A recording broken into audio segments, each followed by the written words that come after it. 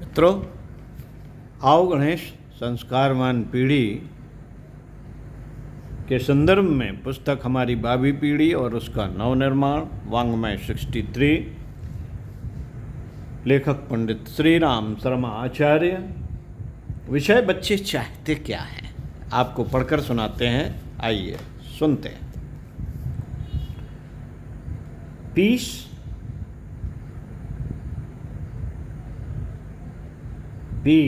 In the home league नामक एक संगठन बनाकर शिकागो में कुछ बच्चों ने निश्चय किया कि वे अपने घरों में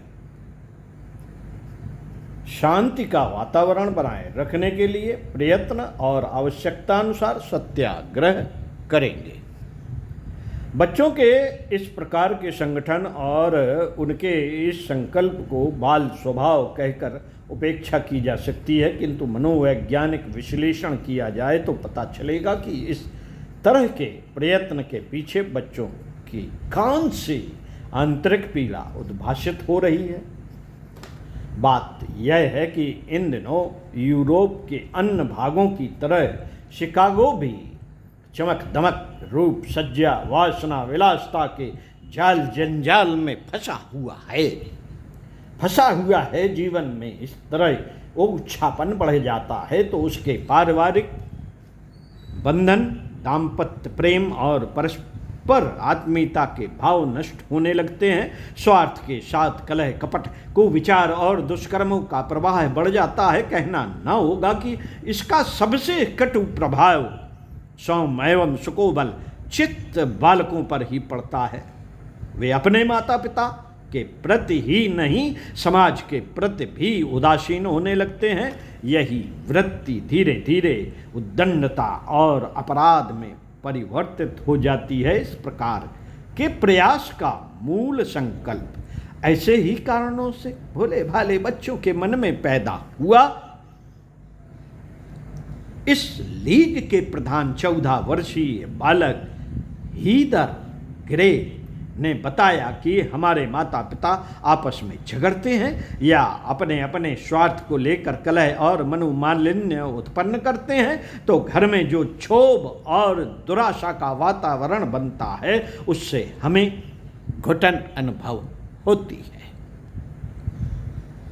यदि एक का यह पक्ष ले तो दूसरे के कड़वे बने, जबकि दोनों ही बाहें अपनी हैं माँ से जुड़े तो पिता के स्नेह प्रेम और आदर से वंचित, पिता से हृदय जोड़ कर रखें तो माँ के वात्सल्य सौम्यता और दुलार को खोएं। हमारे लिए दोनों ही स्थितियां कष्टकर हैं,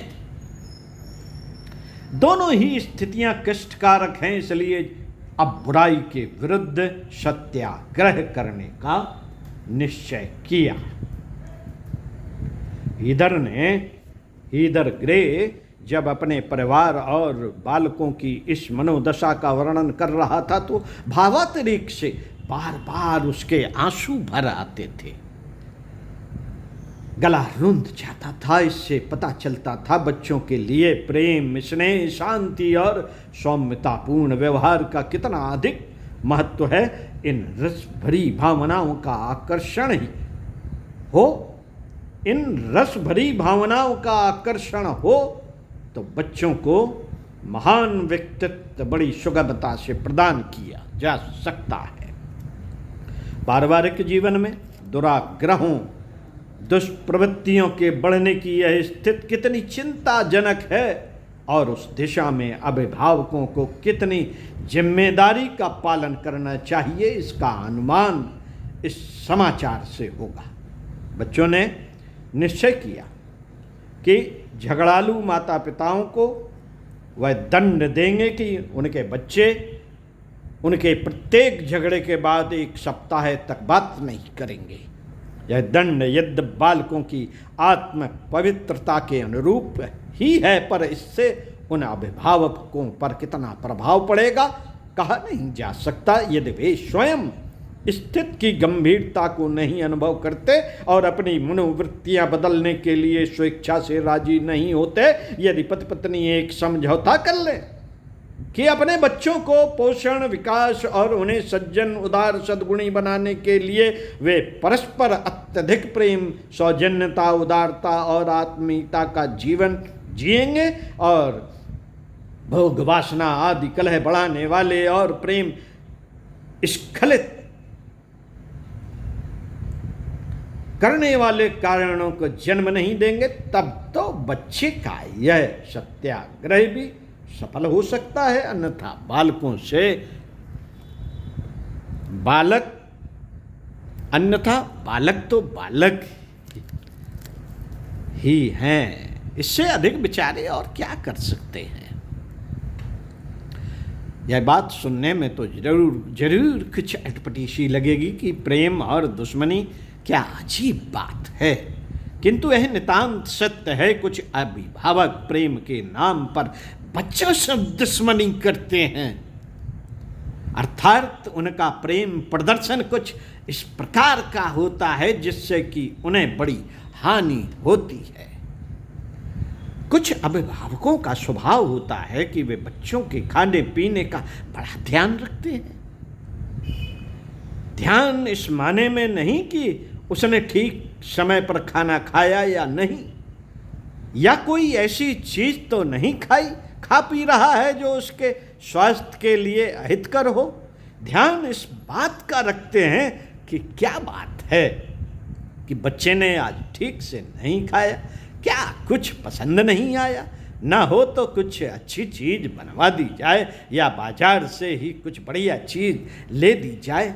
ऐसा करने से बच्चे चटोरे और तरह तरह की चीजें खाने के आदी होते हैं।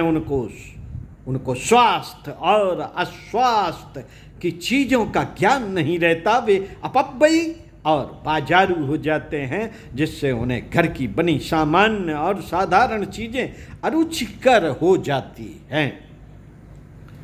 बहुत से अभिभावक तो बच्चों को बार बार खिलाते हैं।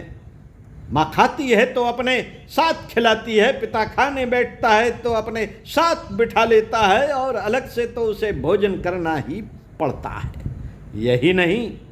यही नहीं कि माता पिता अपने साथ केवल बिठा ही लेते हों, जब तक स्वयं खाते हैं तब तक उसे भी खिलाते हैं,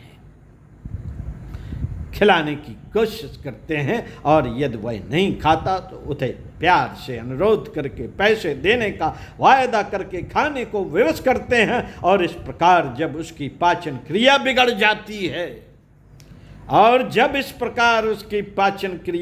जाती है तो तरह तरह की दवाइयाँ खिलाकर भूख बढ़ाने का प्रयत्न करते हैं।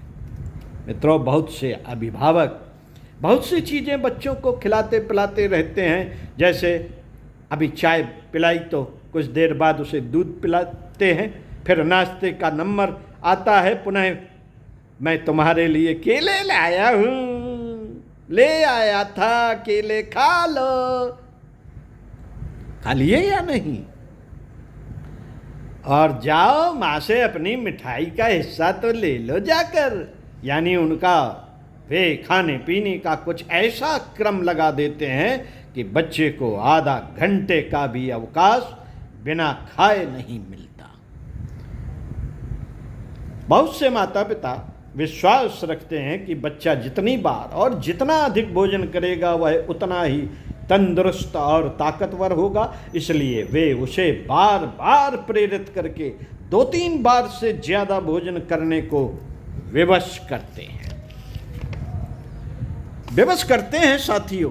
कुछ अभिभावक दूध, दही, घी, मलाई, मक्खन आदि गरिष्ठ वस्तुओं का बहुत प्रयोग ही स्वास्थ्य का आधार मान लेते हैं और उन्हें खूब खिलाते पिलाते हैं। वे उसकी औकात और उसकी पाचन शक्ति का विचार बिल्कुल नहीं रखते। उनकी इस प्रकार की भोजन संबंधी चिंता और तत्परता बच्चे के स्वास्थ्य को ठिकाने लगा देती है, किंतु किया क्या जाए, उन्हें बच्चे से प्रेम जो है, बच्चे को चाहते जो हैं। मित्रों, बहुत से अभिभावक बच्चों का बहुत ही कीमती वस्तु पहनाने में संतोष अनुभव करते हैं। उनका दृष्टिकोण उपयोगिता का नहीं, तड़क भड़क शान शौकत और प्रदर्शन का रहता है। वे बच्चों को स्वयं बाजार ले जाते हैं और अच्छे से अच्छे कपड़े खुद उनसे पसंद कराकर खरीदते हैं, फिर वे चाहे कितनी ही कीमती, कमजोर और अनुपयोगी क्यों ना हो। अभिभावकों को इस दुर्बलता से दुकानदार खूब लाभ उठाते हैं। वे बच्चों की पसंद के कपड़ों का अच्छा खासा मूल्य वसूल करते हैं कि जो कपड़ा बच्चा पसंद कर लेगा, लेने से इनकार नहीं कर सकते। इधर इस छूट के कारण बच्चे वस्त्रों की उपयोगिता, उनसे संबंधित मितव्ययिता और उनके मजबूत व टिकाऊ होने के विचार से वंचित रह जाते हैं और जीवन भर इसका महत्व नहीं जान पाते। साथ ही वे आदत से फैशनेबल दिखावा पसंद और तड़क भड़क वाले बन जाते हैं, जो उनके लिए आगे चलकर अहितकर होता है। ऐसे वस्त्रों की सिलाई और धुलाई पर भी बहुत खर्च होता है। साथियों, इसी क्रम में इसी पुस्तक से अगले वीडियो में पढ़कर सुनाएंगे। ओम शांति।